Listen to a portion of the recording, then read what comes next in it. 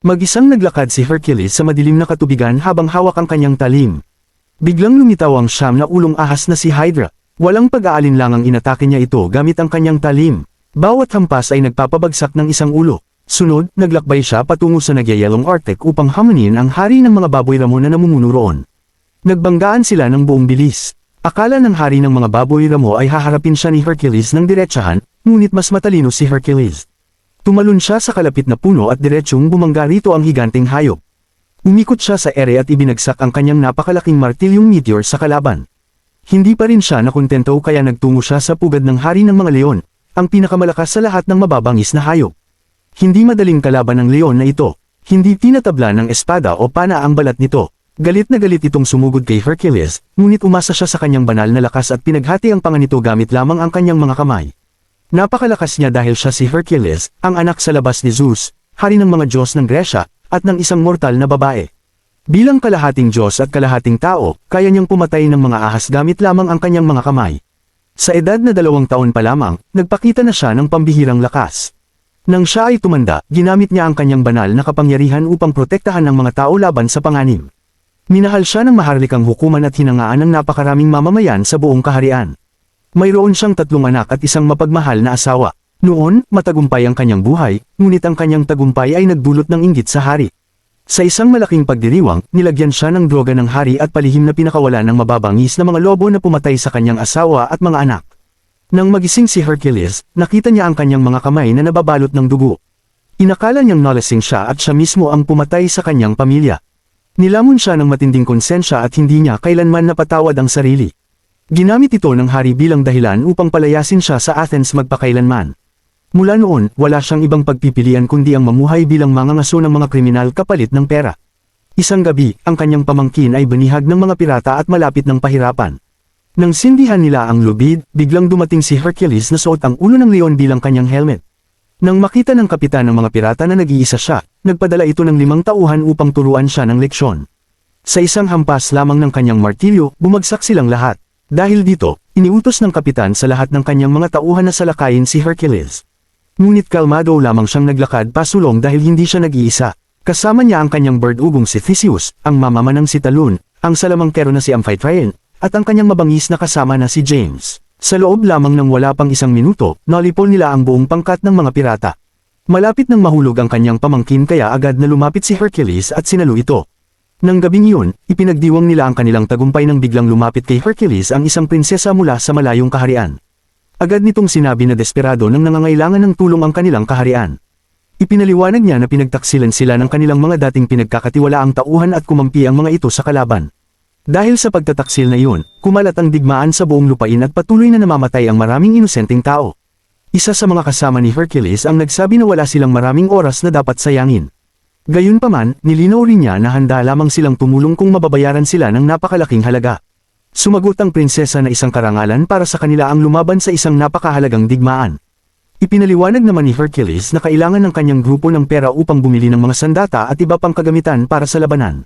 Tiniyak ng prinsesa na napakayaman ng kanyang ama, ang hari, at kaya silang gantimpalaan ng kahit gaano karaming ginto ang kanilang nais. Nang magkasundo sila, sinamahan ni Hercules ang prinsesa pabalik sa kanilang kaharian. Doon ay nakatayo ang isang napakalaking rebulto na itinayo para sa asawa ni Zeus. Ipinagmamalaki ng prinsesa na 5 taon ang ginugol upang matapos ito dahil maraming mamamayan ng kaharian ang hindi kailanman naniwala na tunay ng anak ni Zeus si Hercules. Ngunit para sa batang anak ng prinsesa, si Hercules ay isang buhay na alamat. Ipinaliwanag naman ng hari ang malagim na kalagayan ng kanilang kaharian. Sinabi niya kay Hercules na pinagtaksilan sila ng kanilang pinakamalapit na kaalyado sa pamamagitan ng panlilinlang. Mula nang mangyari iyon, kumalat ang digmaan sa buong kaharian. Dahil dito, desperado silang nangangailangan ng tulong ni Hercules upang mabawi ang lahat ng kanilang nawala. Inihayag din ng hari na ang kanilang kalaban ay hindi ordinaryong tao. Isa itong makapangyarihang salamangkero at ayon sa kanya, walang sinumang tao ang kayang tumalo rito maliban sa isang Diyos.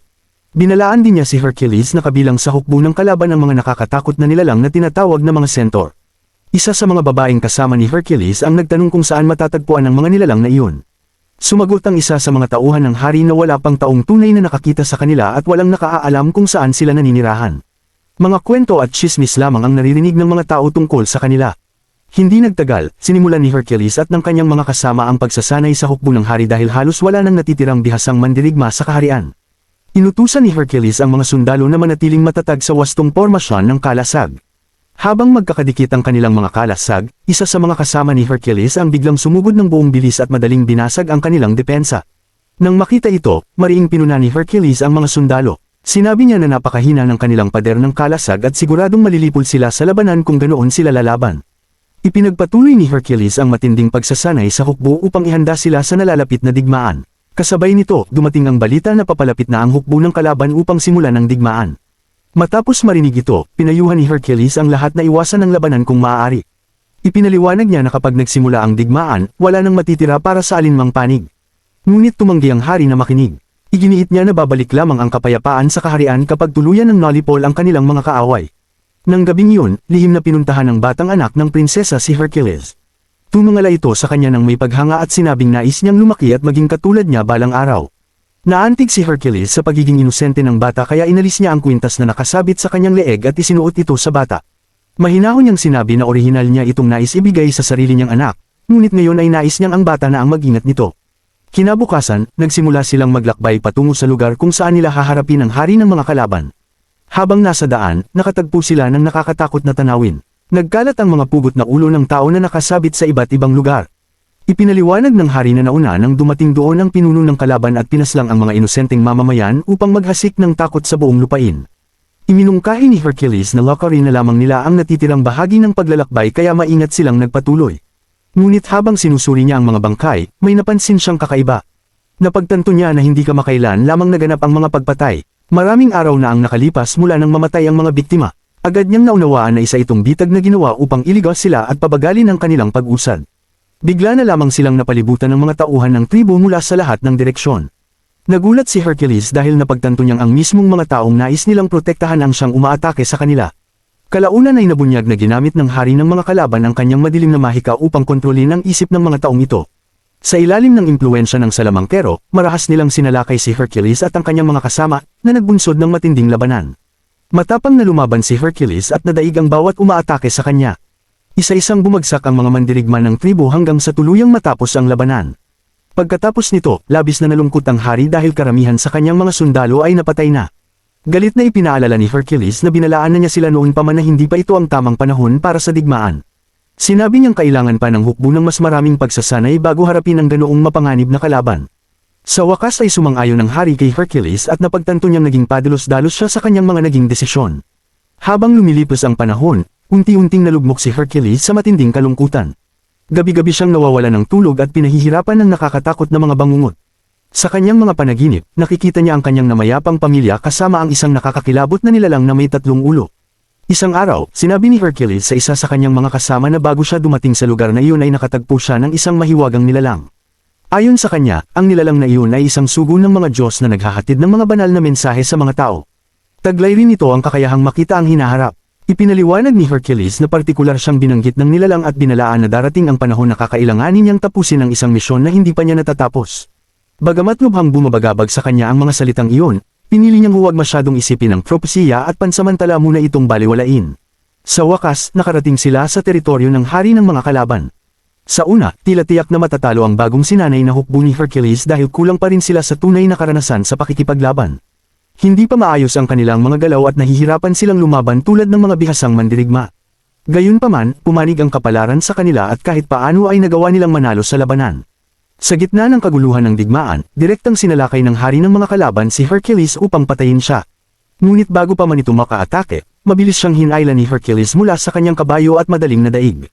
Dinakip niya ang hari at kinaladkad ito sa harap ng kanilang pinuno habang nakagapos sa mga tanikala. Ngunit sa halip na magmakaawa, matapang na sinabi ng bihag na hari, ikinulong ninyo ako ng walang dahilan. Hindi ako ang sumiera sa inyong kaharian.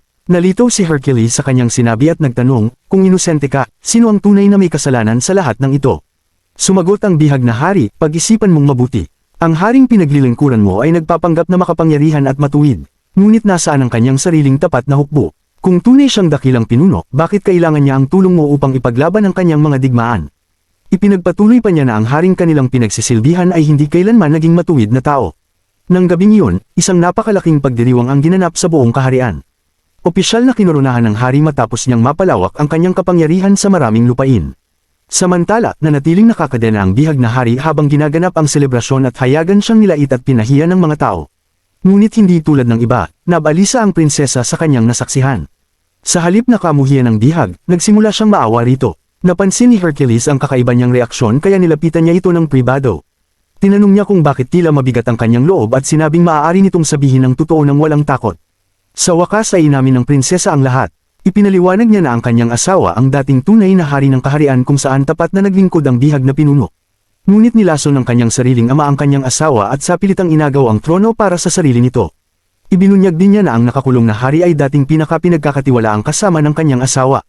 Nang malaman nito ang pagtataksil, naghimagsik siya laban sa ama ng prinsesa, at iyon ang naging simula ng digmaan. Lumuluha niyang sinabi kay Hercules na inosente ang bihag na hari at hindi kailanman naging tunay nilang kaaway. Ang tunay na may sala sa lahat ng pagdurusa ay ang sarili niyang ama. Gayunpaman, hindi niya kayang kalabanan ito dahil nasa ilalim pa rin ng kontrol at pagbabantay ng hari ang kanyang munting anak. Dahil natatakot siya para sa kaligtasan ng bata, nakiusap siya kay Hercules na ilayo ang kanyang anak sa kaharian at palakihin itong maging isang marangal at matapang na lalaki tulad niya. Sa sandaling iyon, dumating ang isa sa mga pinagkakatiwalaang tauhan ng hari at sinabi kay Hercules na nais siyang makita agad ng hari. Kaya nagtungo siya upang makipagkita rito. Mainit siyang sinalubong ng hari at ipinahayag kung gaano siya kasaya sa kanilang tagumpay. Pinuri niya si Hercules dahil nagawa nitong gawing matagumpay na hukbo ang isang ordinaryo at mahinang sandatahang lakas sa pamamagitan lamang ng pagtuturo ng mga estratehiya at taktika sa digmaan. Buong pagmamalaking idineklara ng hari na mas makapangyarihan siya ngayon kaysa dati. Ipinaliwanag ng hari na ang mga sundalong sinanay ni Hercules ay magpapatuloy sa pagsasanay ng iba pang mga mandirigma, kaya patuloy na lalakas ang kanyang hukbo habang lumilipas ang panahon. Balak niyang palawakin ang kanyang kapangyarihan hanggang masakop ang buong mundo. Pagkatapos nito, sinabi ng hari kay Hercules na siya ang pangunahing dahilan ng kanilang tagumpay at inalok siya ng isang espesyal na posisyon bilang kanyang pinagkakatiwalaang tao. Ngunit agad na tinanggihan ni Hercules ang alok.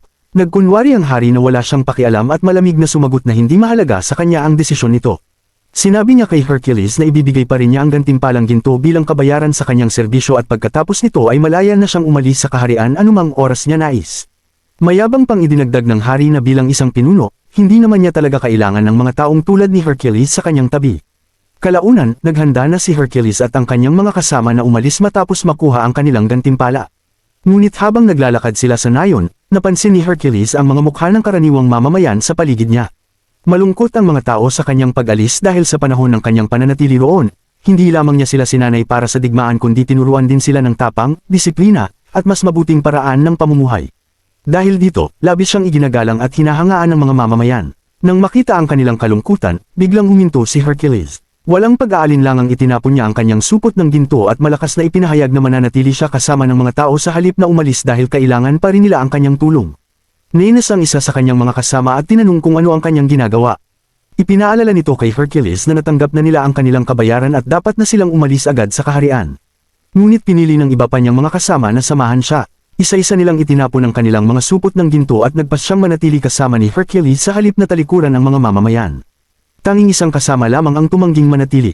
Kinuha nito ang kanyang ginto at mag-isang umalis sa kaharian. Matapos gawin ang kanilang desisyon, nagtungo si Hercules at ang kanyang mga kasama diretsyo sa silid ng hari. Ngunit pagdating nila roon, agad silang pinalibutan ng mga sundalo ng hari mula sa lahat ng panig. Naroon din ang prinsesa at ang kanyang batang anak. Sa sandaling iyon, sinabi ng isa sa mga pinagkakatiwalaang tauhan ng hari na lihim na hiniling ng prinsesa kay Hercules na ilayo ang kanyang anak mula sa kaharian.